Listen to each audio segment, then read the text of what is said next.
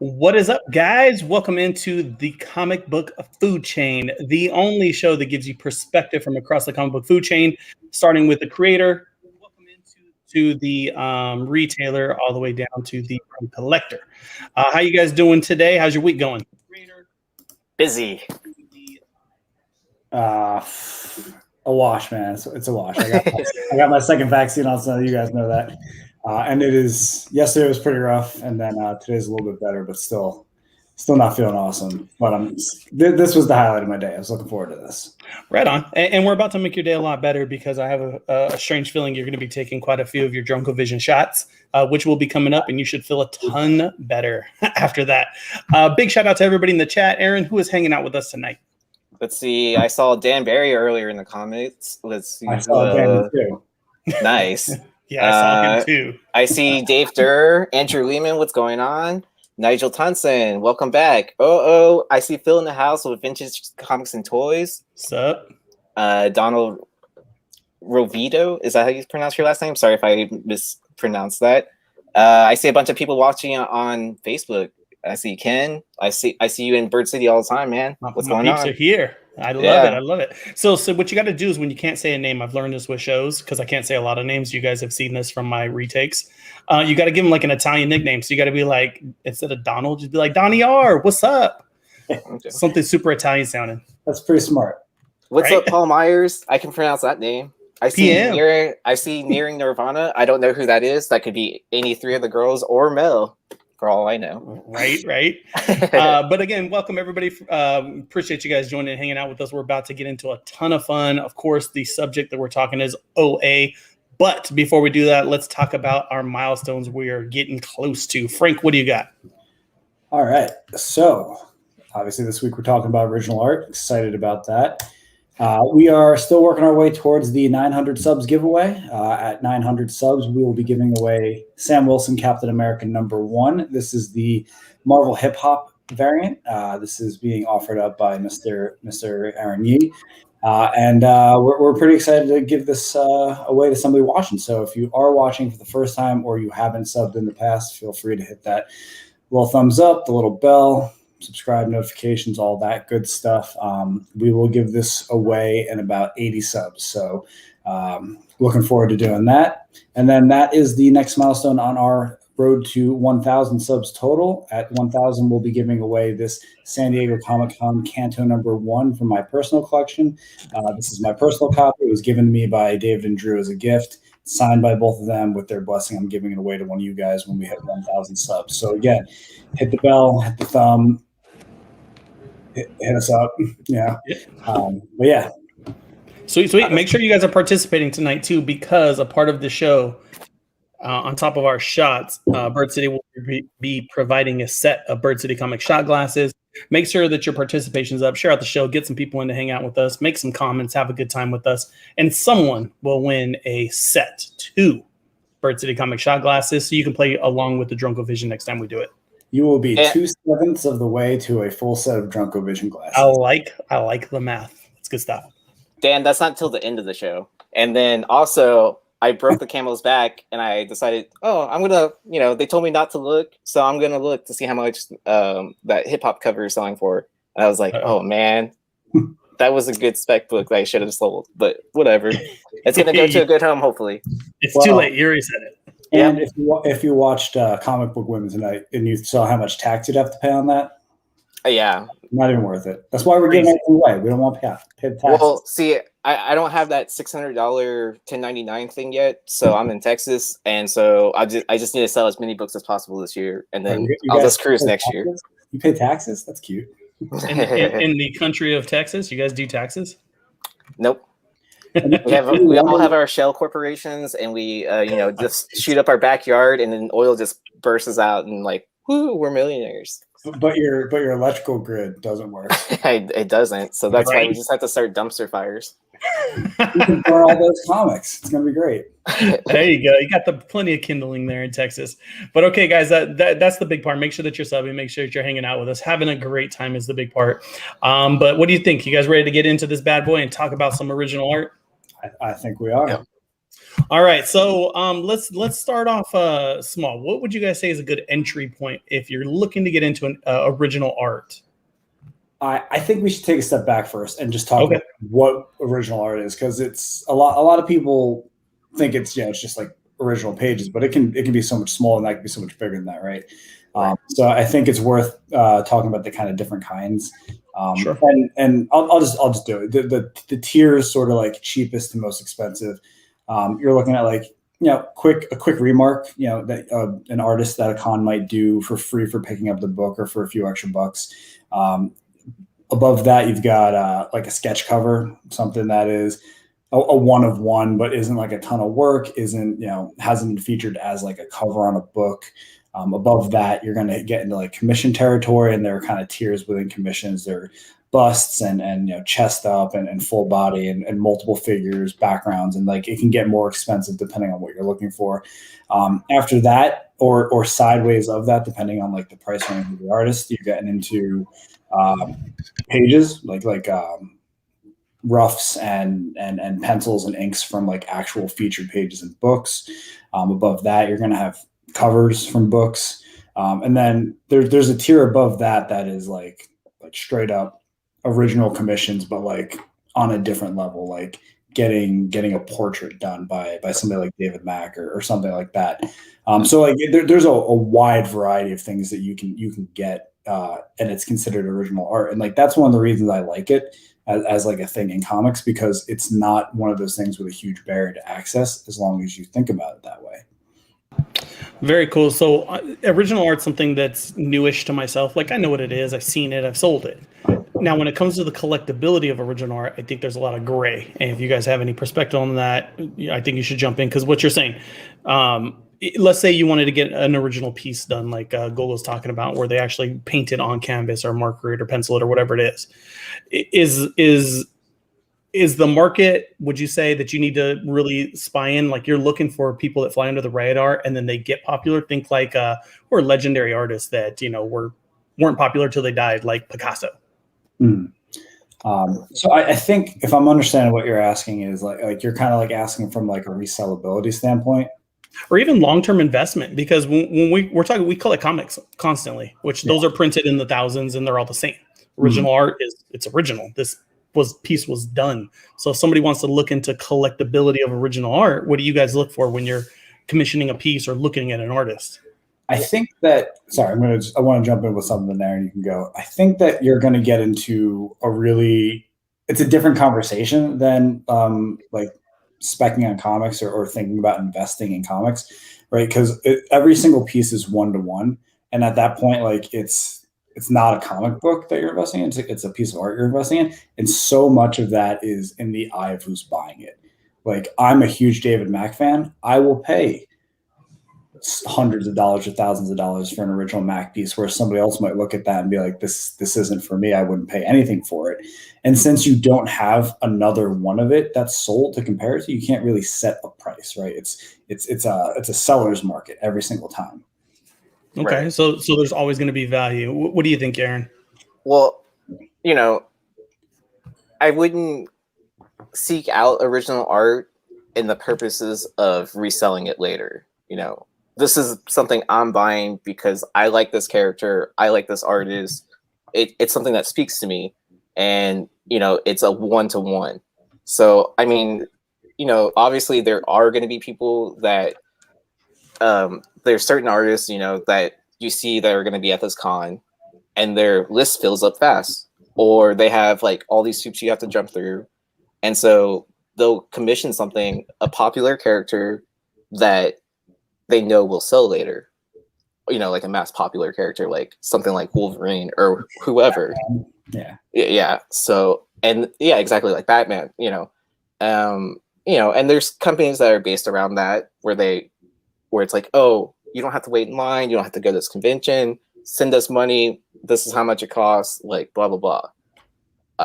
So there's that angle to it too, where it's like you could be super generic too, where it's like, oh, name the character you want, or you can only pick out of these characters. So it just depends on exactly what you're looking for in it. You know what I mean? And then I wouldn't break your bank just to buy like whatever. See, and that's what throws me off personally, is because, you know, just how I am internally, I always think if it doesn't make dollars, it doesn't make sense. I have no problem investing in something. I just want to make sure I can get a return on investment down the road if shit hits the fan for whatever reason. And I kind of took that approach to original art, which it's been a little wonky trying to collect it that way, because, you know, there might be somebody that I like and love and a character I like and love, but at the same time, do I want to invest that money on this artist for this piece, knowing that it may not retain any value down the road? I think that what you're the way you're thinking about it is probably not the way most people are going to think about it. Like, most people don't think about, again, selling it or what it's worth necessarily. It's, you like this artist or this character, and some combination of those two things, and you want a piece of that somehow, right? The exceptions, I think, are going to be like your original Ditko pages or Kirby pages, like people who built like the Marvel and DC universes in the very beginning. Like, those pages are investment pieces, and those are the kinds of things you'll see people with bulk of, and they build businesses around selling those types of art, and then, you know, buy whole portfolios from other prominent artists. For me, it's two things. As a collector, it's just I like art. That's part of the reason I like comics, and I want to support the creators I admire, and I want to have a piece of their work that's just mine. As a creator who does a lot of cons every year, I do in the ballpark of 20 on an average year. I like to support my friends. We're going to do a little show and tell a little later. You're going to see a lot of my pieces are just kind of like quickies that people have done on pieces of poster board or something for me, so I can throw them a few bucks and I can have a piece of their art. So it's more the sentimental value, whereas like comics are a mix of sentimental and investing these days. Yeah, and that makes sense, because and that's how I was. My approach to it was outside the box as far as that, because you guys are basically saying this is more of a fandom thing. You enjoy the art of this specific individual. This is the character you want done. You pay to have it done. Right. So when I got into looking at it and I started seeing prices, I was like, oh gosh, this better be something that holds on to value for me. But that's just how my brain's wired. So you guys get a little different perspective as collectors, and everybody that's in the chat, you know, you probably buy the way these two guys are talking about, where me, I have such a hard time with them looking. I'm like, do I love it? Do I love this person? Do I love this art? Because, I mean, when push comes to shove and I'm 65, and if I want a new Corvette, hopefully I invested in some good OA. Yeah. Well, and there's certain outlets that are better to sell OA on. Like, so, you know, if you have like original pages, covers, and stuff like that, you know, anyone that's smart about selling is going to tell you, go ahead and just take it to Heritage, right? Like, there you go. I don't know why, you know, someone's not going to seek out that on eBay. You know, they have like an audience that's actively looking for, you know, certain pieces, you know. So here's a good comment here. I collect art that I love. So he collects Ramos, looks at some Stegman, Otley, then some Hulk. So basically it looks like a lot of these guys are going to collect around what they like. Which, again, this is me. I'm only saying this and asking this because I'm trying to learn how I need to gear my brain towards collecting original art if I wanted to get into it further, which I got some cool stuff, but you can tell there's no rhyme or reason to it. It's kind of all over like, that was cool, I'm going to grab that.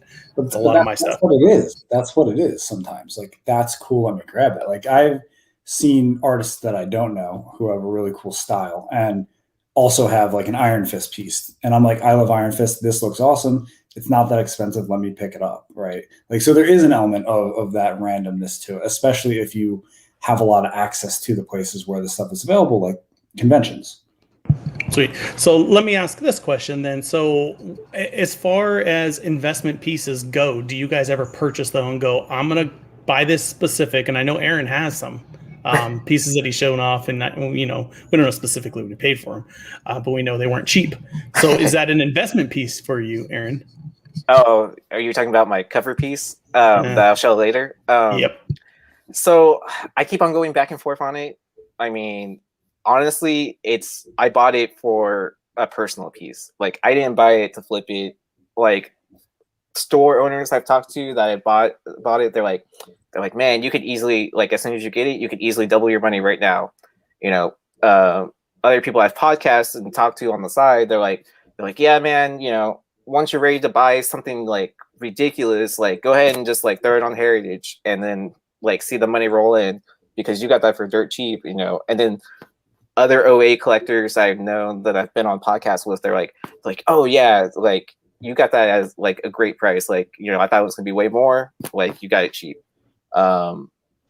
So it's, you know, it's like that double-edged sword thing. But I mean, if I ever do have to sell it, you know, it's getting close to the, you know, quote unquote prime time maybe. But I mean, at the same time, the artist I chose, like maybe not either. Like I feel like if I did try to sell it, I would at least get my money back, you know, and probably get double of what I paid for it. So, you know, right now would be too early to sell for me. Yeah, definitely. Yeah. So when you guys hit a con, depending on the artist, do you guys go with like a dealer's choice if it's somebody that you love, or are you more along the lines like you want to give them some guidance on what you want? I'm usually pretty flexible, just because most of the artists I like and have bought art from are a little bit stylized, and like I wouldn't know how to give the directions. Though I've never tried, and since I do a lot of cover directions for my own work, maybe that's not true. A couple of the original pieces I have are ones that I have directed like outright because they are covers to my books.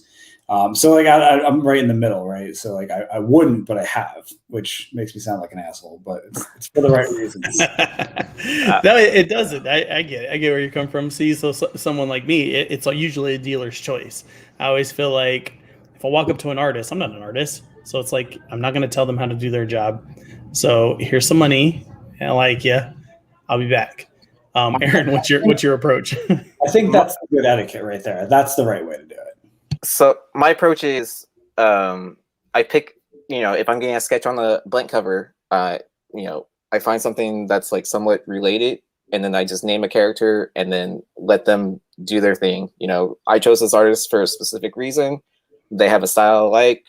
So let me see what you can do with your, dealer's choice. Like that's it. Right on. As an economic piece of it, like the less you give them to work with, the cheaper the commission will be. Like that's just kind of how it works. Like the more detail you add, the more expensive they tend to get. Yeah. And my experience with artists is that they tend to, I don't want to say every time, but every time I've bought a piece of art, they've over delivered. They've given more than I've asked for. And I think that most artists do try to, you're giving them a couple $100 sometimes, and they want to make sure you feel like you got your money and that you come back and do another one. So like giving like a one sentence, like a character name and an action, or even just a character name, like is usually plenty. Yeah.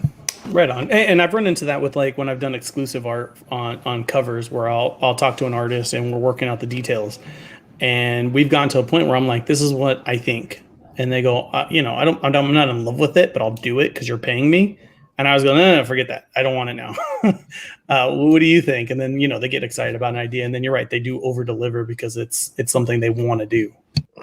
Yeah.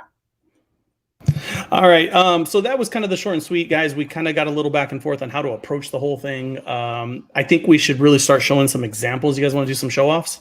Yeah. Sure. So I wanted to ask you guys, because we didn't get a chance to backstage, like about how many pieces are you sitting on? Because I went through my stuff and I realized I have way more than I thought. And it's all really cool, and it's all kind of from different tiers. I have like 9 pieces. Okay, so Aaron, you're on the short end. Okay. I mean, and then I have different tier stuff. I mean, I could always grab I was more. going to group some stuff together anyway because it's kind of similar and like yeah. Whatever. So let's just alternate. I'm just here to show off. Yeah, no, seriously, that's what I'm here for. Yeah. So let me go first because I've got a pile. So I do a couple kinds of commissions, and some of them are my favorite characters. Some of them are things I want for the collection. Some are things that I just do because I want to support that artist. Mostly what I end up with for like the personal stuff is either a Ninja Turtle or a Power Ranger. Like those are my 2 go-tos. I love seeing the way people like will do those. So you'll end up with pieces like this. So this is Raph versus the Red Ranger from Power Rangers. This is by Ian Chase Nichols. He's a really great artist. He does a lot of variant covers for conventions and stuff like that. on the really low end of thing. What's up? I was going to ask a question. Was this pre Power Rangers Ninja Turtles? Yeah. That's awesome. Because that came out like at like 2 or 3 years ago or something like that. No, that came out last year, I think. Was it last year? Dates right. I think that came out. Oh yeah. That's true. It was pretty recent. Yeah. I have a question too. Good. I saw it says to Frank. Yeah. Okay. Do you guys like your OAs to say your names on them? I don't care. Like, I'm not trying to sell them. Like, that's never my mentality going into them. Ian's a friend of mine, so like this was a gift. I got you. I actually met Ian because my buddy Garrett Gunn, who does War Corners over at SourcePoint Press and some other really great books, he introduced us at San Diego Comic-Con a couple years ago. And Ian had this at his table, which is the preliminary sketch for his Go-Go Power Rangers #1 cover. And Garrett bought this for me as a gift, and it wasn't very expensive because it's just, it's like a sketch of a sketch, right? But like it's another example of what OA can be depending on how sentimental you are. But this is like a really cool piece. I own the actual book that this cover is onto, so like that is a little added piece of it. Ian's a piece of history. Exactly. That's kind of how I think of it. That's why I collect like shitty old comics, like my 1.5 Fantastic Four signed by Stan Lee. It's a piece of history. You guys will notice that my back wall is empty because I had to take everything down for this. So here's another one. So this is a pretty cool one. This was for a SourcePoint book called Samurai Grandpa, which is really fun. I forget the writer's name, but it was drawn by Sean Daly, who also did Ogre and Ogres over there. But Sean's got such a cool kind of like wonky style. He does a lot of watercolors and like his own inking. This copy of Samurai Grandpa came without a cover. Like, it was printed without a cover. So like it's a misprint. And then I was like, just draw me a Ninja Turtle on there. And the sword on here is like part of the original art. That was like, draw him holding the sword that's already there. So like, it's just like a nice little fun piece. Sean's a buddy of mine. Like, I like to own his stuff. Here's one that Ben Bishop did for me. Another Raph. I saw this one chilling in somebody's portfolio, Seth the Moose, who did Floppy Cop at SourcePoint Press. It was just it was in his like trash portfolio, like the things that he was selling real cheap because they hadn't sold. I was like, hey, just throw a little purple on there. I'll take this and I'll give you $10 more. Like, it's nice and easy. And then, obviously the Kevin Eastman. Nice. Yeah. Super cool. I'm still kicking myself for skipping out on a commission piece from. So this, I got this at Las Vegas Comic-Con, the first year I did conventions. And that was the first time I'd ever seen Kevin at a show. And like you were saying, this was a pre-done one. Like, they had a couple different versions of this and then one for each of the other turtles too. And I could either stand on the line and wait for him to do a commission if he had time, or I could grab this. And like, I was just like, that saves me a lot of time. It's exactly the same thing. It was a pretty easy decision. So like, that there's some value in that. So I'm going to cut myself off on this one so you guys can get in. That was a nice chunk of my pile though. So that was good. Very cool. So I just had to log a quick time. You guys got at the 23-minute mark. We're gonna have to have Gunn watch this and watch it through to the 27-minute mark because we just found out that he's a sweet fucking guy. He bought you art. I love that. Garrett's the best. Yeah. Garrett seems, he's good people from the times I talked to him. He seems really, really cool. All right. Let's go producer, dealer's choice. Put up who you want to go next on the big screen.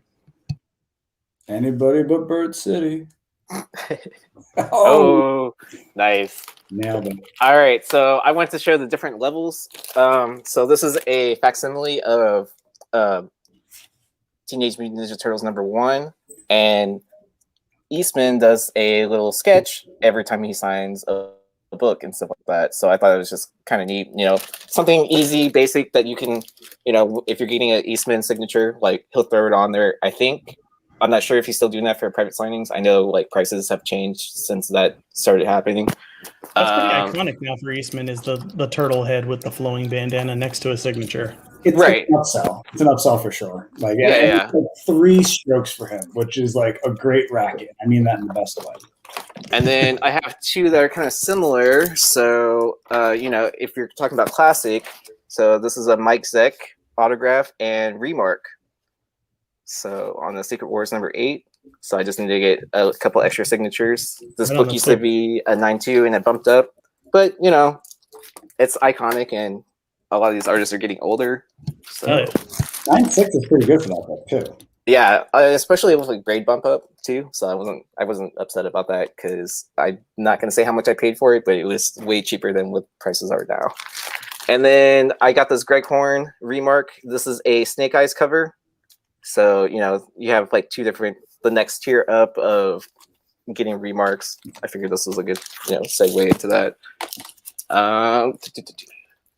And then if we're talking sketches, so the kind of commissions I usually get are, I like to get Deadpool sketches, and I also like to get Gwynnum sketches. Are the two characters I ask artists, like where I just drop a name and then I let them do what they want. This is one from Josh Lyman on the first time he's ever sketched on a black cover. Oh, nice. That's And pretty then Not I know easy. this is, huh? Black covers are not easy. Oh, I know. And then I know this is a buddy of yours, Aunt Ali Garza. Yep. Ali's done some work for us before. That's cool. Yep. So you know, I think like with a head sketch like this, artists can range from like $80 to $100, somewhere around there. It's not too bad. Start off if you want to get commissions, and then I could, while you're pulling that next one out, Tim, there's a comment in there about how old Yi looks, and I would love to have that up on the screen. There it is. But I'm 35, y'all. Bro, But am I, really? am I the Yeah. youngest person on the show? What the fuck? Yeah, Hey, no, I think I'm the oldest one on top of losing all the fucking competitions. yeah. So I'm right in the middle, and then but I I look got the youngest. Damn, I gotta grow this beard bigger. All right, so this is one of my favorite artists of all time. This is Tyler Kirkham. I missed out on his commission sketch, so I actually rebought from the seller on eBay, but the price that he was going to charge for a commission was the same price as this already graded. So I was like, all right, that just saves me like time waiting on grading, and it's the character I wanted. Nice. And then I bought this from Bird City Comics, actually. This is an N-Huck Lee Deadpool on a Martian the Manhunter cover. And how Ant sold it to me was, hey, it's on N-Huck Lee's Instagram. Go check it out. And then you can actually watch him sped up in art time, like drawing it. So I was like, the cool that piece, you know how we talked about that whole dealer's choice thing? That book, the Martian Manhunter, was literally dropped off to him and said, do what you want. And he did the Deadpool fourth wall breakdown, Batarang, DC, Marvel crossover. That was all his idea. And then, and if you want to, start getting like really baller, you can always get Rob Liefeld to get you a sketch. So, or you can use your money for anything else. Yeah, so actually, the funny part of this, this was at the beginning of shutdown, and all the money went to a comic shop. So I sent no money to Rob Liefeld, and it went directly to the store. My man. There you go. Good. Yeah. So and then it was comics, and it was a May 4th piece from last year. So if you want to dig through his Instagram, you could probably find out how much I paid for it. I'll take free money if we're offering. And then I'll save my last piece for later. Right on. All right, that was some good stuff. I liked it all. Meh, 9.4. All right, so the chat's pretty active, guys. We're loving all the feedback. Somebody had a good question here. Have you ever commissioned an artist and the piece turned out horrible? I've been lucky and haven't had that happen. I have seen people who've been disappointed, and that's tough. That's a hard line to walk. So the one I can remember the most that I didn't pay for was on Edge of the Spider-Verse 2. You know how the writer and artist, they sign it and then they have that certain remark that they do. I think they started going outside the box of that, and then what I saw was not very good. But it was just like a bunch of lines and like markings, and it was like a remark, but it looked like it was really rushed. But I would have been disappointed if I paid for that. But that wasn't me. Right on. Okay, well, my first piece that I'm going to show off isn't even mine. Laura commissioned this. This is a Megan Hutchinson original art piece, and Laura is a huge Harry Potter fan. You got the Dumbledore black hand through a dragon on there, some Dementors in the background, and it is glow-in-the-dark ink. That's cool. I was gonna say you can kind of see the glow-in-the-dark ink with the with like the way your lighting is. Can't see it, but yeah, this is original Megan Hutchinson Kate's OA. Laura commissioned this for herself. It was a gift to herself, and I had to pull it for tonight because it is pretty damn cool. Moving on, so this is a neat piece here. So this is, I'm probably going to butcher the name, of course, Shahzad Rashad. Is that right? Sajad, the Ninja Turtle artist. Shazio, my man. Shazio, my man. There it is. So this was done. I don't know if you guys can see it at the top, but this is a it's the poster board that they use when they do the art. So this is an actual page that was printed. It's got the portfolio numbers and everything listed on the top. You can kind of see the, I'm trying to angle it, but you can see the black. So he did this with marker. But yes, cool. Very, very cool piece here. So this is more original, but this was printed into a book. This is one of the locals. I like to say locals, even though it's not an Arizona local. It's a Facebook local. This guy does a lot of commission pieces. Goes by the name of William. But this is, again, you can see the marker bleed through, so the whole page is done. Oh, that's pretty neat piece there. When I go to cons, since I'm not huge into my OAs yet, which we're trying to learn, I like picking up little things like this, guy. So this is an artist, and inside the manila envelope, but this is done in pencil on the front. He's got the 4 turtles there, and he's done them all individually. But each individual, open her up here. These are gorgeous. I love when they do it on like that parchment look. Sepia. What do you think, Gogol? You're a turtle guy. How do you do? Yeah, they look good. I want them to have either red or colored bandanas, though. I don't mind that though. If he would have hit this with like a color splash, they would have popped really nice. Yeah, that's what I'm saying. Like the turtles, like just the original black and white style lent itself so well to like that iconic pop color. Yep. I have a couple that aren't colored too, though, so it's fine. All right, so here, let's stick with that theme of the Facebook community. This is another guy from Facebook, Vinny Perez. Does commissions on blanks. We worked with him for a long time. We used to buy a ton of commissions from him and used them as giveaways, which was really, really cool. And then he got I don't want to say super popular, but the guy got up there and he didn't have time to do these just because he got really backed up because we were blowing through these, gave away 4 a month. So that adds up. Yeah. One of my customers by the name of Brian Lingus did this piece for me, and then he made art prints and signed them and sent them. So this is done on a Batman 50 blank. It's pretty dope. Nice. Not too bad, huh? Yeah. He sent me a colored print version of this, signed it, numbered it, and all that cool stuff. It's like Frank Miller / Ed McGuinness. And he's got a real quick shout out. He's got a Kickstarter, guys, for Minerva is the name of a board game, and he did all the art for it. It's like an arena battle style dice game. So if you guys get a chance, check it out. If you liked that art piece, he did all the art for the cards and the box and everything. But moving on, I got a Stan Sakai blank sketch signature situation happening here. I do like Stan Sakai. Usagi Ojimbo's very, very cool character to me because I like turtles too, just like anybody else does. But Usagi's kind of extra cool because I don't think he gets as much love as he should. Definitely not. Yeah, definitely underrated. But I feel like that's going to change once Space Usagi comes out on Netflix. All right, should I show my baller piece right now or save it? Let's do 2 rounds each. So if you've got a bunch left, like cut yourself off at the half. Oh, right. I should have cut off at half. I have my baller piece last. That's all right. You can talk for a while about your last piece. You guys are familiar with Ryan Kincaid stuff. So this is a painted Ryan Kincaid. I want to say this was done in oils. You can kind of see the breaks on the black and the white, but it's a full page color sketch, painting, whatever. How would you guys classify that? It's a painted sketch cover. Painted sketch cover. Kincaid's cool. Miko Suyen. I like Miko Suyen stuff. She's got a Grim Knight done. Nice. It's funny. I almost pulled out my remark from Ryan Kincaid and Marat Michaels. There you go. Going back to Turtles, because I like Turtles art anyway. So there's your Turtles is the winner of this contest. I think so. There wasn't even a contest. So this is Tom Velez. Nice.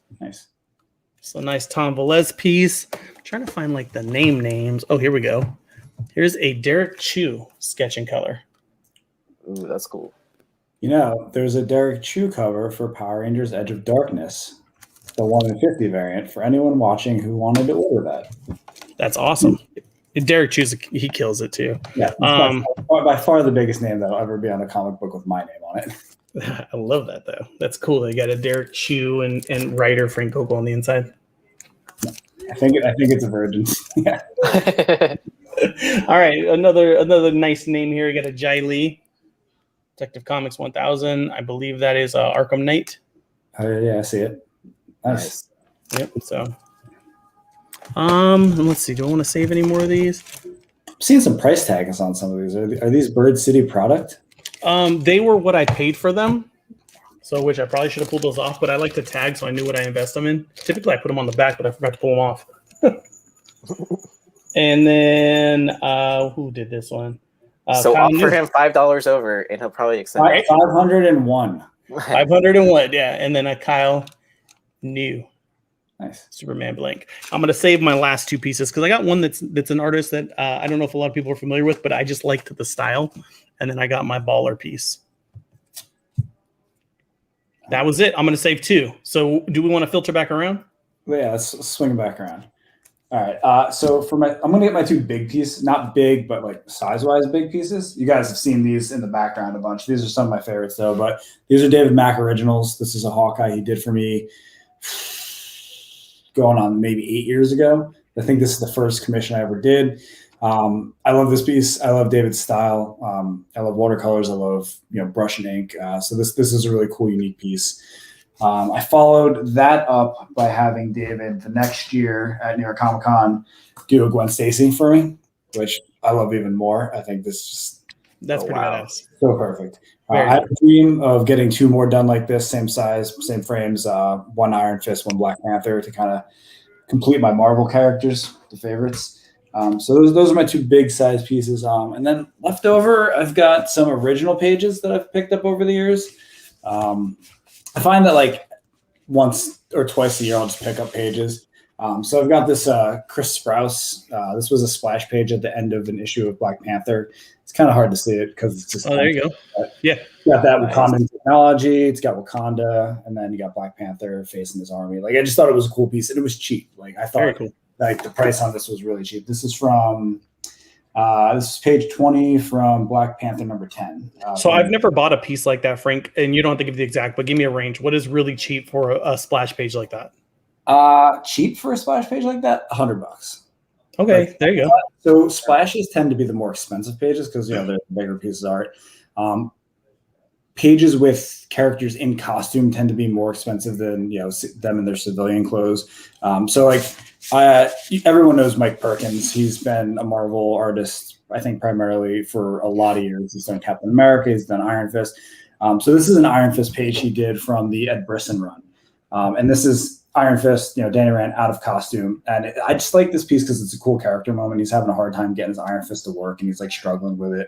And like it was a good character beat. This page I think cost me like $115 or something like that. So like that you get these sense of like what but it depends. That's a really cool piece because Mike inks his own stuff to the point that colorists only have to do flat color behind it, no rendering. So like that's a really detailed piece for that price. Like I don't think it's representative of like what it's worth. Sure. But that's a cool one. And then these are two of my favorite pieces. These are from the Jeff Lemire Hawkeye run that he did with Ramon Perez. It was called All New Hawkeye. So these are just watercolor pieces that he did from flashbacks that were set at a circus, and each panel is just kind of like, you get the hoop person, the person on the target that you're shooting arrows at. You got swordsman shooting the arrows. Then you've got sort of like the ringmaster with the elephant.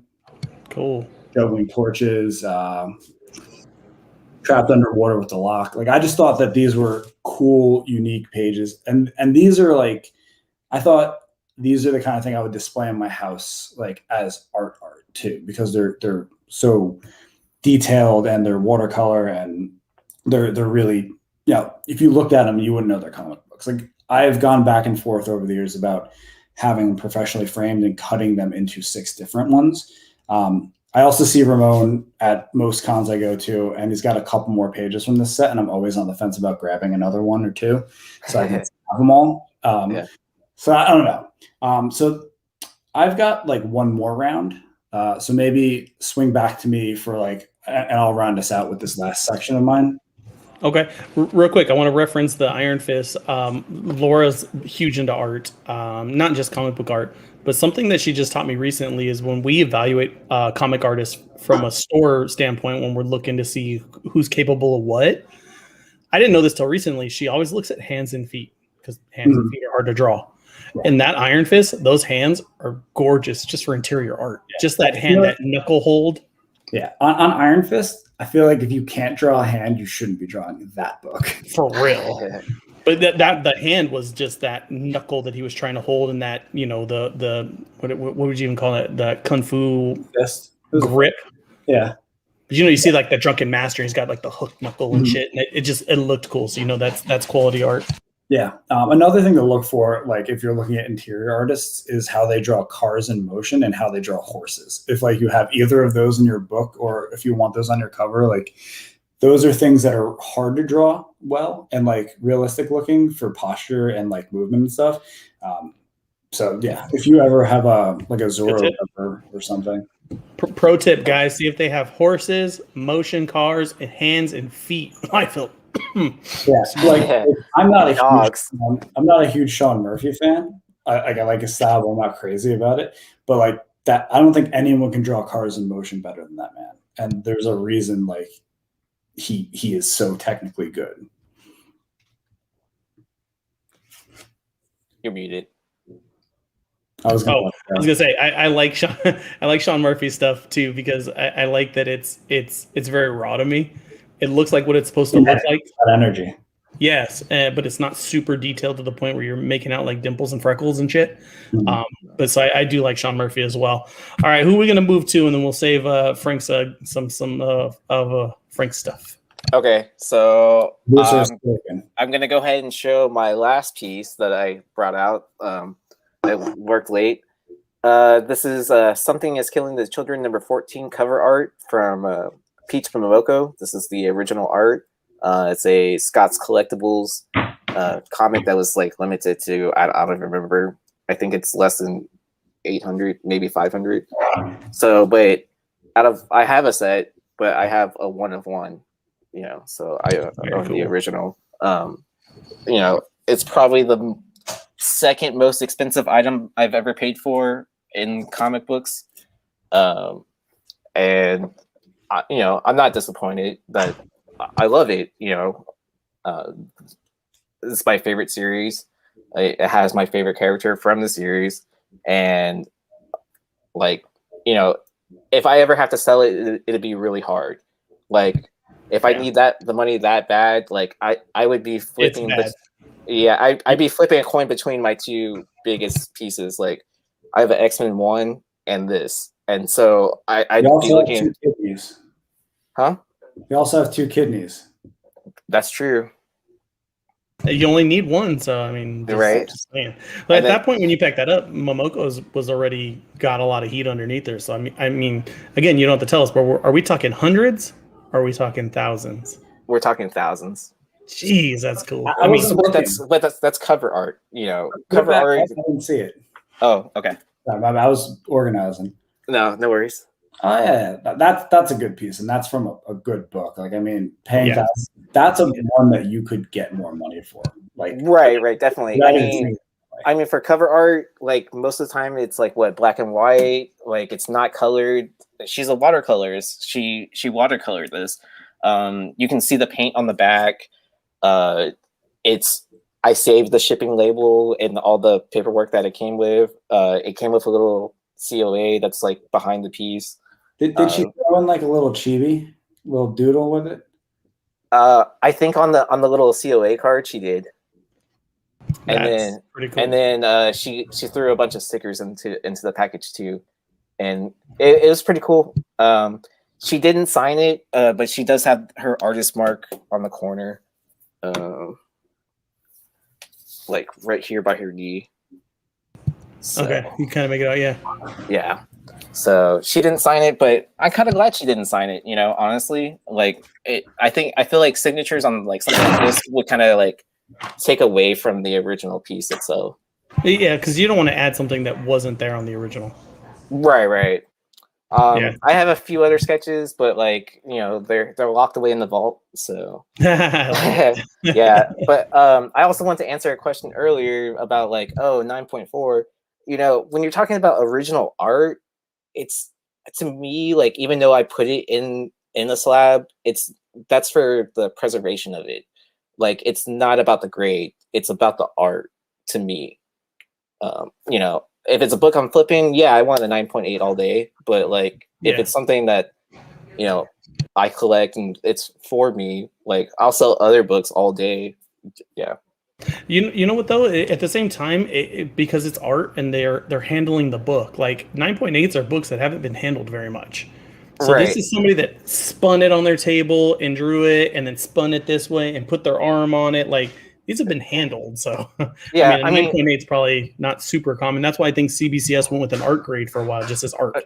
Yeah. That's why I've, you know, some of the CBCS graded books I have are just marked as art.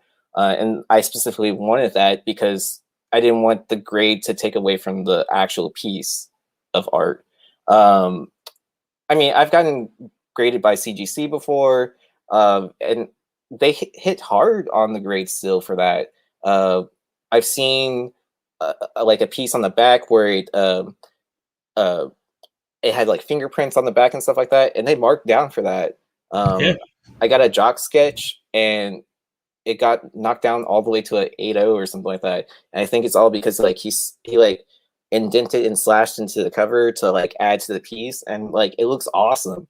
But yeah, that's it's lame when they do like that. That's why I like the art grade, because it's saying, all right, this book's been handled to be drawn on. So like here's a good example here. Let's see. So this is a Stuart Sager. This is my different piece. I just liked it, so you can kind of see this is definitely a painted piece. Oh, that's cool. It's super outside the box, right? I love the colors on this. But I got a 9.4. I'd rather it said art than 9.4, just because, as a collector OCD, you want them to be the highest grades possible. But at the same time, I mean, look at this bad boy. This thing's fucking cool. But you can still make the outline of the character of the Joker, and you can see the curls in his hair. Right. And then like the lips, like the gnarly teeth, like Yeah, that's super cool. Outside the box art. I like stuff like this. Like it's cool that a guy can draw Batman and it looks like Batman, or Joker and it looks like Joker. But this is different, and this is the side of art that I like. Right.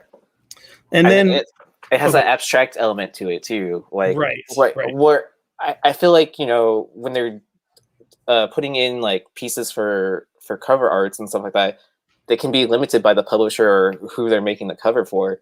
Like with a commission, you can see like the full potential of what the artist or what's going on in their minds. Right, absolutely. I'm going to show off my bigger piece here. So this was an investment piece. But again, this is one of those guys that's just a historical name when it comes to comic book. This is an original Neil Adams full page. So somebody made a point of telling me this, like, dude, you got him to do a full page. And it's shaded in, and I'm like, yes, like this is done that way. As again, they graded this at a 9.6. It's CBCS, but Neil Adams is a legend. The whole thing has ink on it from top to bottom, which is really cool. So, I've heard a lot of mixture reactions with Neil Adams. Like, the first time I met him, like it was my first con. Like, he was nice. He was approachable. Yeah. I've heard horror stories, but I mean, like, I don't know how that person approached them. Well, he's got the grumpy old man syndrome right now. I mean, the guy's been around a while, so I've heard it both ways too. Like, Catch him in a good mood, he's great. Catch him on a grumpy old man day, he's interesting to deal with. Yeah. So, did you have to run and grab something cool, Frank? Yeah. Let's say let's say, yeah. I mean, yes and no. I took the opportunity to do other things. Did you see what? Sounds like a bathroom break. I did. No, it wasn't a bathroom break. It was just something that I needed to take care of off camera in this room. His OCD kicked in, and he had to put away something. Yeah, all of his art's back up on his wall behind him. But yeah, we just showed off our bigger pieces. So I was watching. I had you guys up. Right on. All right, so that was it for me. That was it for Aaron. Frank, do you want to show your last couple pieces, and then we can get some Drunko vision? Let's do it. All right. So I mentioned earlier that I like to get some pieces from the books that I create. That's for me. That's like better than a 1-to-1. Like it's like a 1 in a bajillion. I don't know. Like to have a piece of art that nobody else can have, but also know that you were involved in creating it is like it's the highest level of this. I think it's next level. Yeah, like it's, I don't know. It's the comic book equivalent of doing like a Picasso, I guess. I don't know. I've got a few that I've pulled out. I try to have at least one thing from every book I do. I don't know how long that'll be sustainable, but since I'm early in my career, I don't have a ton of books. I've done it so far. So the first one is this is the first exclusive cover that was ever done for a book of mine. It was done by Anomaly Comics, which is now defunct. Those guys went on to do Hive Comics, who are great partners. But this was a Ben Temple Smith cover for Dead End Kids #1, the first series that they commissioned. So I'm going to show off the actual book in a second, but you can see like Ben's on paper. He works with paint and ink.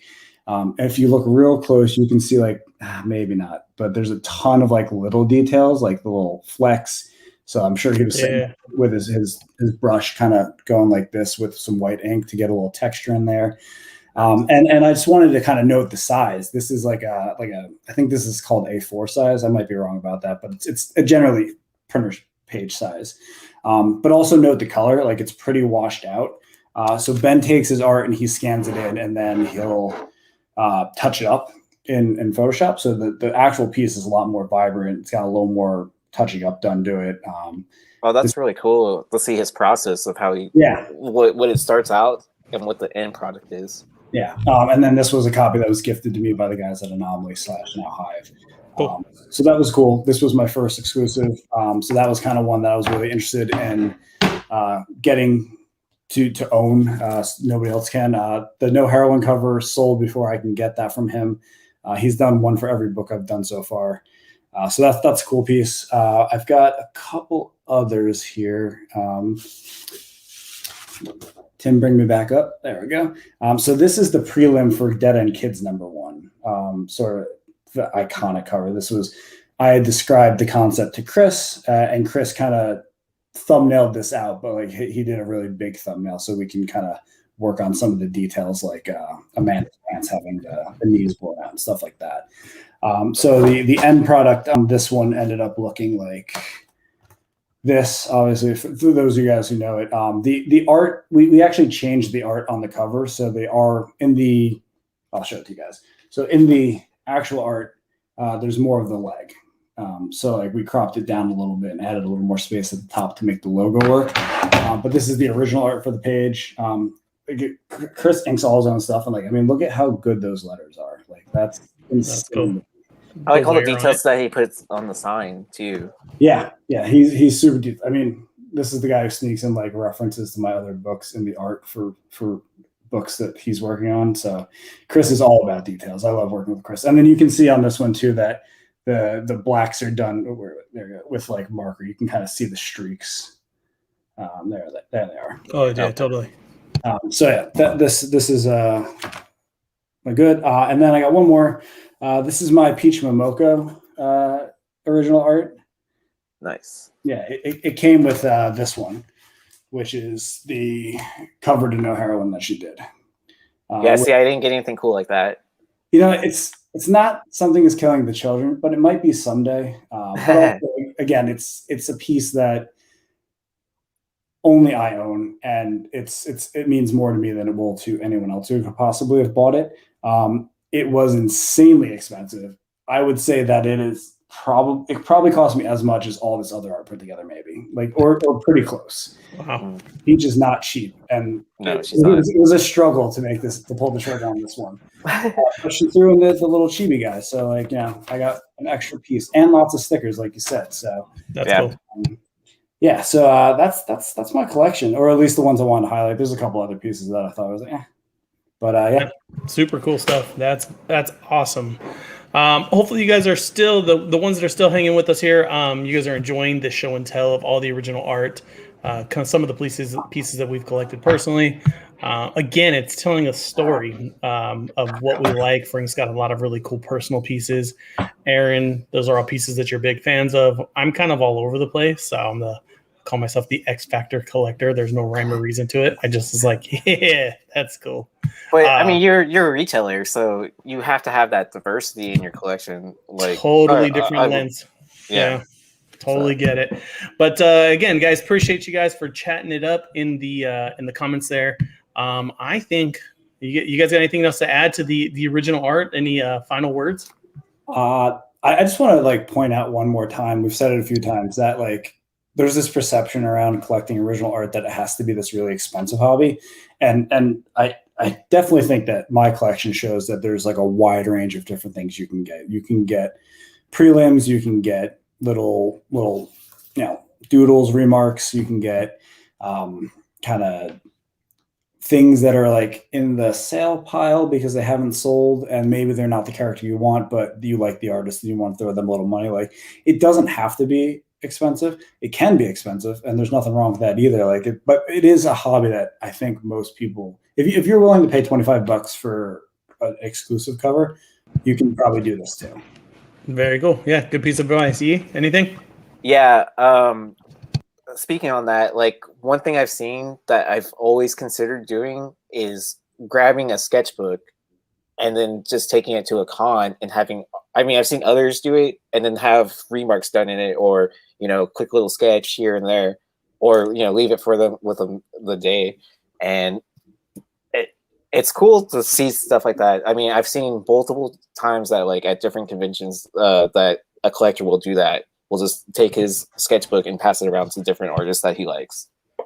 That is a cool idea. I like that. He or she. Too. So especially since I have like a theme with the stuff that I get that like is original and for me. I should have grabbed it. I have Garrett Gunn's sketchbook. We did a con together last year and he didn't have room in a suitcase, so I took some of his stuff back with me. And one of the things I have is his sketchbook with all his Hellboy stuff in it. And I'm telling you, the sketchbook is probably worth thousands of dollars. And I should have sold it. Like, made him pay rent, taking up room in my house.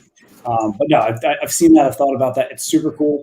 It is also super risky because if one piece gets destroyed, they all get destroyed, right? If that falls in the pool because you have it out by the pool for some dumbass reason, or if the artist like knocks their ink over on it, like that's all of those gone. So like, you gotta weigh the risks. One solution I found is some people will get the pieces and then attach them to the pages. Like you get like a separate piece done and then put it in the book like a scrapbook. Oh, that's interesting. So like get like a nice art paper, 3-hole punch it, throw it in a binder. That's probably like the craziest dumb way to do it. Like an art folio, you know what I mean? I got one. Like where you slide in the page, like a sleeve. Oh, okay. Yeah. Like an art store folio. So like one of these, right? So you got like slip pages. This is one of my wife's. This was James O'Barr did like his version of My Little Pony. These are some prints that friends have given me over the years, tour posters, stuff like that. But like you just slide them in when they're ready. Yeah, which is also good for prints if you have a lot of prints. Yeah, and you can get those at like a smaller size if you don't collect, 11 by 17. It sounded like a good idea when I said it, but then when it came out of my my mouth, holes in your original art because then your investment will definitely. So you're just saying you're not going to put a 3-hole punch to your Momoko to put in an art book? Okay. Yeah, I don't get it. What I said may have come off as aggressive, and I meant it to be. I got that. I got the chat following you. Hold on. His patent it. All right. Well, that was me putting my foot in my mouth for this segment. Yeah. The fuck. Oh, fuck. I assume that was about what you said. It had to be. So hopefully you guys enjoyed that. You got some good tips. You got some bad tips. And hopefully we open up a new door to looking at some original art and open up your collecting and investing. But you guys ready to do some Drunkovision? You got your shots lined up? Dude, Yep. I am ready and I'm excited. Boom. All right. Hit me with the graphic. No, the video. Oh, that's what I meant. The video. Sorry.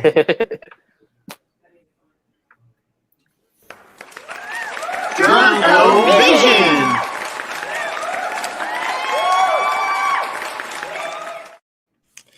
Real quick side note, that Drunkovision, where they go Drunkovision, just so you guys know, that's me and my son. And we did it like 10 times. We just kept overlaying the audio. I was so happy with how that turned out. Why don't you just do it like 2 or 3 times and then like slightly move it off? Pitch shift it. Don't tell him how to be efficient. Yeah, don't tell me. I'm not going to tell you how to punch holes in your Momoko. Okay. This sounds crazy. So for those of you who've been with us since the early days of 2 months ago, we did Drunkovision once before, and I would say it's easily been our number one segment in terms of popularity. People really dug it. So we thought we'd bring it back. For those of you who've been with us more recently, you may remember that the comic book food chain crown, which is over my shoulder on top of that robot right there, it's that white thing in my background, is up for grabs. I am the current holder, and I am not going to lose it tonight because Ant can't beat me, and I'm coming for you, Yee. All right. I hear you. This is a very special Drunkovision. Tonight is Drunk of X, our homage to the X-Men. So we will be looking at 25 X-Men images of characters that have been pixelated, and we are going to race to see who can figure out which picture is which character first. There are 25 characters. There are 7 shots in front of each of us. If you get a character right, you drink a shot. First person to lose all 7 shots wins. Perfect. It's pretty simple. Wait, first person to lose. So every time you win, okay, I'm on board. But I have one recommendation. Before. It just sounded super dyslexic when you said it. I was like, that sounds backward, but it was right. Okay. If you get the answer, you get to drink a shot. And when but you see how that's backwards? Typically, the person that loses is supposed to drink. Yeah, but that's not fun for the person winning. But this game takes mental capacity, so if you can't like hold your alcohol, You can't even understand you the can't rule. win, right? Okay, but look at I'm tired of getting my ass handed to me on these, so I have a recommendation. Tell me if you guys think this is stupid, if we could do it. I think because there's 3 of us, we need to bring in producer Tim so he can call it. And when you know the answer, I think you should have to yell your name. So whoever says their name first gets to take first dibs at the shot at the answering. Because just yelling out the name, then we got to figure out who said it first on the honor system. I mean, we're just figuring out who said their name first then. It's the same problem. Is it really? I feel like we need like a buzzer, like dee-dee-dee-dee. Listen, as we get more money and we get monetized, we'll get buzzers and bullshit. Buzzers, a little light. But Well, I mean, we could just have a simple bell, right? And just, or some sort of noise that differentiates all First of person to spell Mississippi. it. Backwards. the person who isn't in contention, so if it's you and me and we're trying to figure out who it was, me and Ant, Yee gets the pick. Oh, okay. It's like the wild card. So if he's down to points, he can knock you down a peg. Okay, that works for me. Do we need producer Tim for this or not, or can we just roll with it? Tim can come. I don't care. All right, Tim, if you want to come on to referee this, because I think it's going to get bloody. Because 1-on-1 is one thing. A 3, battle royale, we might need a referee. We're calling this the 3-way. Okay, the 3. All right, there he is. Producer Tim is in the house. Tim, you have to make sure they're playing fair, okay, buddy? And I've known you for a long time. My son calls you He's uncle. trying to. Dang. I'm just saying. All right, so yeah, I'll be a tiebreaker if you guys yell at your names, and Perfect. I'll know who. Okay, so we are yelling out our names to answer. Just yell the character. Let's X that. Let's All just go character name. Yell it out. We'll punch it I'll go down. first. Ready? All right. Let's go. First Let's one. begin. Cyclops. Like, I want to say it was Gogol and Yee at the same time. No. it sounded spot on the same time. Yeah.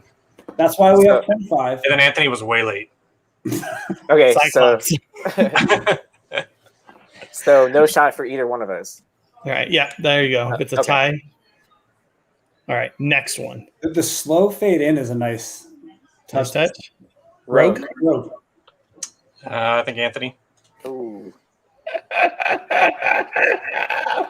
Enjoy it. You're going to be thirsty for the rest of the game. Oh, is there any cranberry in this woman? Any alcohol in it? Ooh, someone said ye. Dang. Woo! I hit it. Beast. Beast. That was Gogol. 1-1. You got to turn your shot glass upside down, gangsta style. I don't want to get that shit on my desk. Me either. Stop having bad ideas, man. I know. I'm full of them. Storm. No, this is a Yeah. Nightcrawler. Get some! Yeah, it's Anthony. I took a shot in the issue dark. 2 of X-Men Red.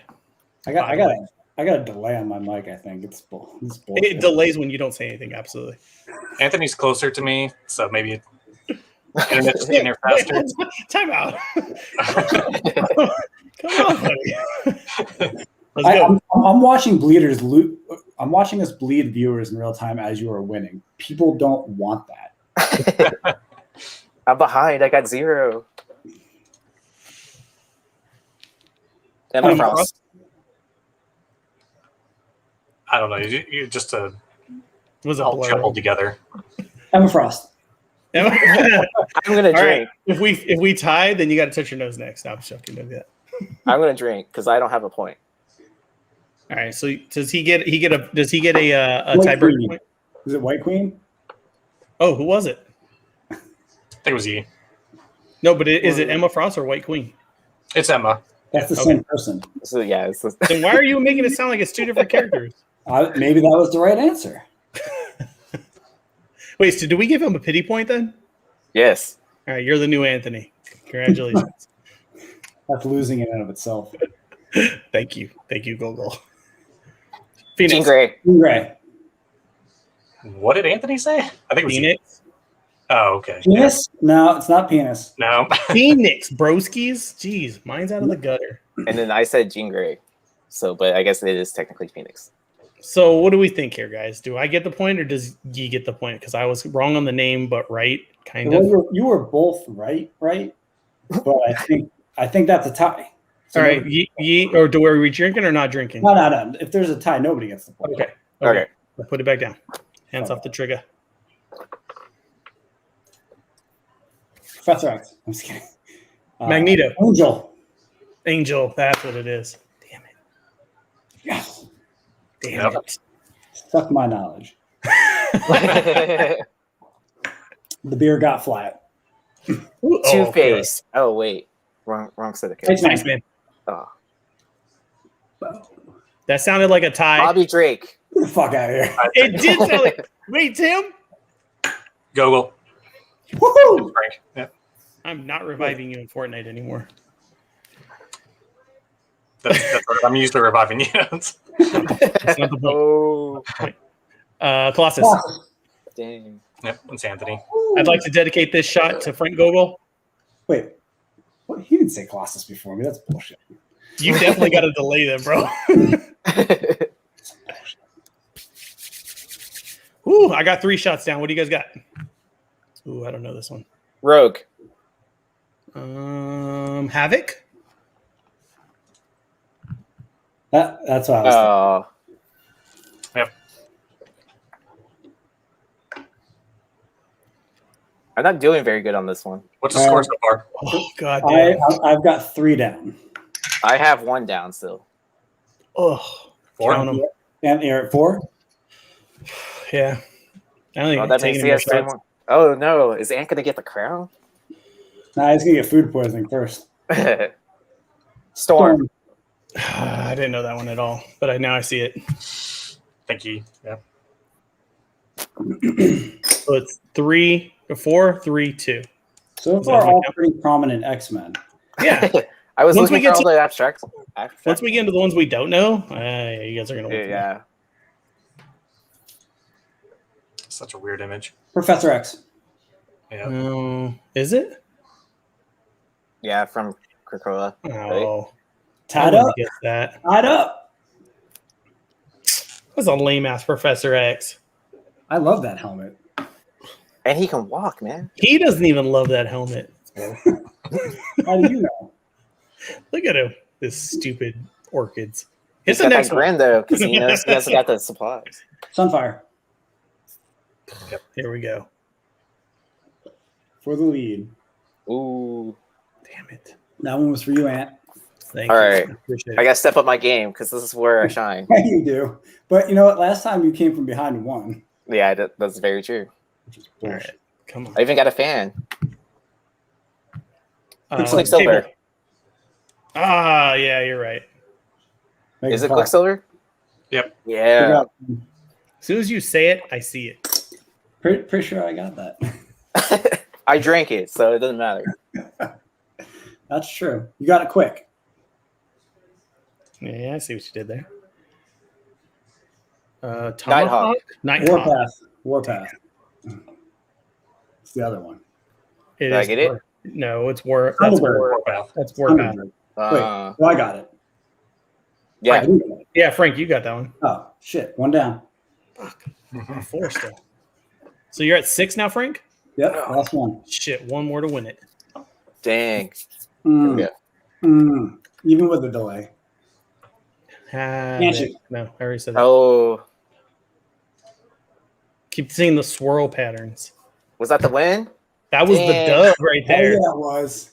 All Are we right. going for second place now? Yeah, we're going for second. Might as well, right? All right. And then hold on. Frank can like judge with Tim. For the first loser, Yep. listen, because if you're not first, you're last. Yep. All right, Ricky Bobby, relax there. I want that silver place trophy. Ain't nothing wrong with silver. It's worth- Bro, no, Damn Gambit. Tim, You got it. Frank, come on. You guys got to call it now. Bro, it's not Gambit. Yeah, it is. That's Gambit. Yeah, it is. So who got, got it, though? Who got it? I don't know. I mean, You he said Rogue first. And then I said Gambit right after I you said heard Rogue. Yee. I heard Yee. Awesome. You guys are going to hate on me too? Wait, Damn. what is the current standing? I've I got have 4. 3. I have 3 left. And I've got 3 left. So we're tied up. Okay, We're not we're in tied. Okay. Rogue. Jubilee. No, Jubilee. God damn it. I knew it. Whew. I'd lose my Asian card if I didn't get that right. Her name's Had it written right there. How can you get that one? Had it, and I had it going. None of these are rogue, man. I'm the only one drinking hard liquor, to be fair. That's true. That's not right. Cannonball. Yeah, you got it. Uh-oh. Going back and forth now, right? Man, got 2 down left? the block. I I've like it. never heard of. Oh, Cranberry juice, goddamn. huh? Is that cranberry juice? No, there's very little juice in this.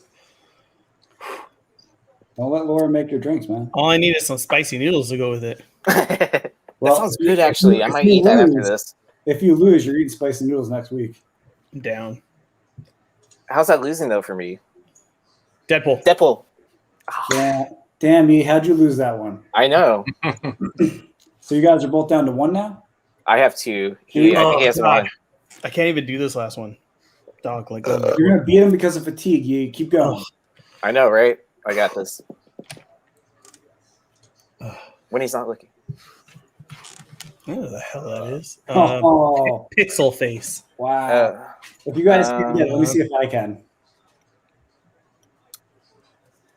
Oh, Blink. The fuck is Blink? You made that up. Yeah. Whoa. Who is that? That's Blink. I didn't think we were doing characters from ElfQuest. What is this? No, she was in what was that? The Gifted, and then her first appearance. I don't. It's in the I call 90s shenanigans. X-Men. I need to recount. All right. So So she's we already all- been in live action too. We all had the same list of 100 X-Men. She was on it. All right, Yee, you're down to your last shot, right? Yep. Hold it up. Next slide, Tim. And I'll hold up my stack of empties. Cable. Oh. Congrats. I saw the eye. Yeah. Congrats, you didn't First lose. loser. First loser. Thanks for telling me, guys. I know. Oh, cool! I get got to eat spicy noodles. Yes. You know, I'm sending you But that's not unspicy a noodles. punishment for me, really, though, right? That's it. That was awesome, guys. All right, so Frank, you kicked our asses. It came down to the wire on the second place, which I will gladly accept. Oh, was dang. J Sachs saying it's kid cable. I mean, I can see it now. It looks a little hipstery. I think we need to do the rest of them. All right, let's keep All right. going. Frank, you're back in. All right. Yeah, it's not fair. I'm going to undrink these shots now. Domino. Damaho. That is Domino, and it's very clearly the picture from the 100 list. Yeah. That's the first. Isn't that like one of the first few images or something like that? Yeah, she was like number 4 on the list. The list gets real weird after like 60. Here, bonus. Who can name the artist? You, Mystique. Mystique. Was that a J. Scott Campbell? No, it was a. I think it's a Kale New. Wait, This did you is just a ask Mike us the name Mayhew. and you didn't even know? No, this is a Shannon Mare.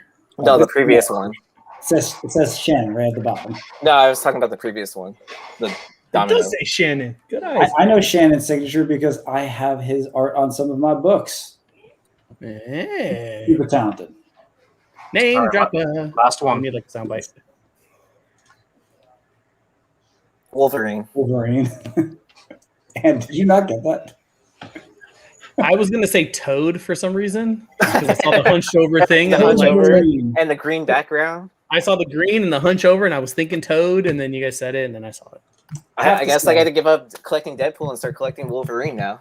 I gotta say, Tim, I thought you were gonna go for the deeper cuts. Hey, I like this though. I was able to be competitive. I was looking for Hezbollah or whatever the fuck her name is, and Sith or Sath. Yeah, I just But say shaking. I didn't know Was who it any most of those of- people were, so I didn't want to just everybody just staring at the screen saying, "I don't know who that is." Tim picked the ones that he knew too. Exactly. If I was in your position, could I guess who this was? Yeah. Oh man, I am feeling this. All right, guys, let's keep let's keep it rolling for you lose me. All right. Well, that was Drunkovision. Hopefully, you guys enjoyed another great episode, guys. It's always a lot of fun with a friendly, not so friendly competition. I could be nicer. Oh my gosh, she has made an appearance. I pitched this. Oh, that's why she knows that I pitched this. But I agree with her. It sounds like it was her idea. Okay. Original 151, so I can embarrass you on your own turf. Well, yeah, isn't Pokemon your like expertise? Time out. We're gonna figure out how to do this. You want to get into some Pokemon? Do you have a DS or do you have a Switch or anything like that? I've switched. My brother has All right. a So we're gonna look up and we're gonna do competition style Pokemon battling. So I can put you guys in your place. You think your battle team's going to beat mine? Oh, Adam and I used to go to tournaments, and I used to make little 10-year-olds cry. Okay, but I'm going to make a 37-year-old cry. I'm 38. I'm gonna pull out my Pokemon cards and be like, I just started making you "Is this cry. how you play? Is this how you play Pokemon?" Like, dude, not to make like that card, but you would again you lose your Asian card if you don't know how to play Pokemon. Come on, man. Is that the one with the little wizard boy? Well, how many podcasts am I on? Do you think I have time to play video games? For real. Well, again, guys, let's circle back around. That was fantastic. Love Drunkovision. You guys will definitely be seeing that more because it is a ton of fun to do with the guys. Again, friendly game that's not so friendly, but I love the competition. I love that you guys bring it. So always a good time. Let's see. Where do we go from here? So people that stuck with us, who's still in the chat? I see Jay Sachs in the house, Dave Durr, Nigel Tunson stuck around. What's up, Catherine Gogol? And who else Barry is up on? in there? Yep, and I see You guys reading Thunder, that? Lucy Big boy Perez. drinks. You reading this? Big boy drinks. Thank you. Thank you, chat. I don't know, man. It seems like it was a mistake. Oh man, this hat Yeah. feels extra tight all of a sudden. I always have to grab that Brains homeless down. person to like buy me like drinks and stuff like that, like at the corner of the gas station. I'm like, hey man, like I don't have my ID. Like, can you buy my alcohol for me, please? Do you still get carded, you like no bullshit? Dude, I get carded for everything, no matter what I do. Like, Oh my god. I feel like this is a mistake because it's going to bring it down on me hard, but like I like that everyone in the comments is afraid to talk shit on me. It doesn't happen. But It's now it 'cause will. it's because you'll go hard in the paint once they bring it. Well, they're afraid that you're gonna drop their name into a book and being like, "Oh, look at this dude," blah blah blah. When I'm writing Deadpool, just have them blown away. I like it. But again, appreciate everybody that stuck around. Hopefully you guys enjoyed Drunkovision. Again, I think that's something that we're going to put into the rotation. You guys will see it pretty regularly. Let's see the wine. So what we're eating, you guys dropped that this morning. That was super, super cool. There it is. Those were our picks for the week. Make sure that you guys go back and check out that micro content. Gogol's currently trying to talk me into doing unboxing because no bullshit, I have to pay somebody to come and remove all the boxes from the warehouse because I get so much stuff. It's not a terrible idea because I can unbox something every day and put some more content. If that's something you guys want to see, let me know. I can be talked into it if enough people want to see it. But yeah, make sure you check that bad boy out. Next week's episode, Frank, what do we got going? We're going to be talking about gimmick marketing, everyone's least favorite part of comics. We're talking first appearances of characters that won't matter. We're talking deaths of characters who you know are coming back. I know you love it. But we're moving into kind of like a new phase of comic book marketing, and there's like a high level of awareness now. So we thought that it would be cool to kind of look back on some of the stuff from over the years and see where we're at. So we'll be talking about that. We might be talking about something hinted at very, very unsubtly in the title card. Who knows? Yeah, you got to come and hang out, and you'll get some more details on that bad boy. Strong feelings. Yeah, there you go. That said it all. And then again, guys, make sure you continue to sub. Throw people our way. Follow us on what's this first one? That's YouTube. It's like that's not the traditional color scheme. Where are we? What the hell logo is this? It's but yeah, Mark you got Colson, bro. I got it now. Subscribe on YouTube at YouTube/Comic Book Food Chain. Follow us on Instagram at Comic Book Food Chain, or if you're on Twitter, follow us at CB Food Chain, or follow us on all three. But the big one is YouTube. If you're here, you're new to the channel, you've been watching for a while, and you haven't subscribed, hit the bell, hit the thumbs up, hit the stuff you're supposed to hit. I don't even know all the words yet, but sub to the channel because when we hit 900, we're giving away that Sam Wilson Captain America #1 hip hop variant. And as he was saying earlier, he made the mistake of looking at what they're going for now, and it was more than we thought it was. So it's a hot book. If you want it, you can flip it. If you want it for your personal collection, it's yours. Once we hit 900 subs, it's going to be somebody. So hit those buttons or whatever. I need more space in my house, to store my personal or original you heard art. it. He needs to give this away. Get us there, guys. Do what you can, and then of course we're gonna work our way up to what? We're not. I took that out of the rotation just for variety, but we are heading towards 1,000. We will have the Canto #1 San Diego Comic-Con for my personal collection, signed by David and Drew. I really want to give this away. That is optioned for an animated movie. David is writing it. It's going to be coming out in the next couple of years. So this is a book that's going to go up in value, even more so than Canto already has. Canto has been a hot book since day one. There's like 3 more series announced for it. It's a good spec book. It's a good investment book. It's a good personal collection book. And it's one that's going to get better with time. So we want to give that away to you guys. So again, hit all the buttons, like us, subscribe us, do all that good stuff. And one of you guys will get this book. And listen, Perez, if you really need it, make sure to tell your friends to subscribe to the channel. So then if they win it, they can send it to you anyways. There you go. I like the thought process there. Well, guys, that's going to wrap it up for the Comic Book Food Chain. Again, we hope you guys enjoyed, and we appreciate you guys coming out and supporting the channel. We will see you next time. Again, Gogol, did we decide on a catchphrase for you yet? There's only one catchphrase, and it is, all I do is win. Oh. All right. I'll give you that slow clap. He hit us with yours. Further notice. And Chad Cave, this one goes out to you. Thank you for showing up. And to wrap it up, guys, from the Comic Book Food Chain, stay hungry, y'all.